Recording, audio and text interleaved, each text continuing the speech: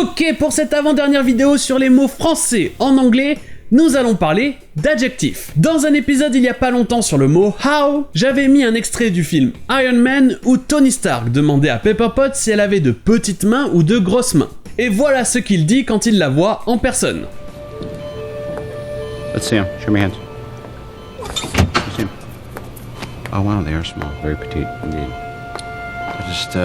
Il dit donc ici petite. Il existe beaucoup de mots en anglais pour dire petit et petite, donc pourquoi est-ce qu'en plus on utilise le mot français? C'est en général utilisé pour parler d'une femme qui est petite. Et ça vient probablement du monde des vêtements, où petite en anglais est une taille de vêtements pour femmes. Et donc comme ici, c'est utilisé en général pour parler de quelque chose dans cette idée.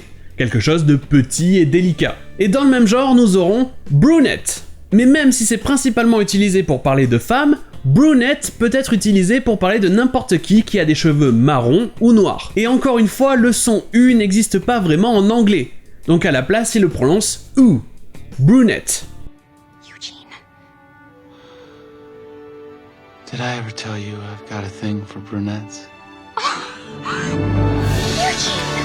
Nous allons ensuite parler de faux. Encore une fois, même sens qu'en français, c'est juste plus spécifique. Quelque chose de faux, c'est en général un objet de contrefaçon, qui ressemble à quelque chose de bien plus cher. C'est aussi un mot qui vient du monde des vêtements et de la mode. Mais vous avez aussi le terme fake en anglais qui veut dire exactement la même chose, mais comme d'habitude, le mot français faux rajoute quelque chose de chic et intellectuel.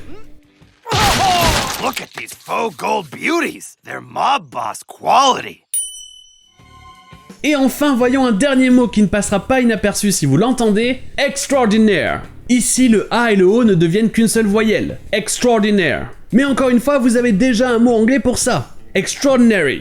Et là, ici aussi, le A et le O ne sont qu'une seule voyelle, extraordinary. Et ça veut aussi dire extraordinaire. Et donc, quelle est la différence ? Eh bien déjà, dans l'esprit de la langue française, extraordinaire est un de ces rares adjectifs en anglais qui vient après le nom. Et ensuite, ça sera utilisé pour dire que quelqu'un est tellement bon à son métier qu'il est au top dans le milieu. Par exemple, dans l'extrait du film que je vais passer, Hot Rod, le personnage dit qu'il est un stuntman extraordinaire. C'est-à-dire que c'est un cascadeur extraordinaire, mais pas seulement, c'est un pro qui peut faire tout et n'importe quoi. Extraordinaire rajoute ici un cachet que d'autres mots en anglais n'auraient pas. I'm Rod Kimball, stuntman extraordinaire.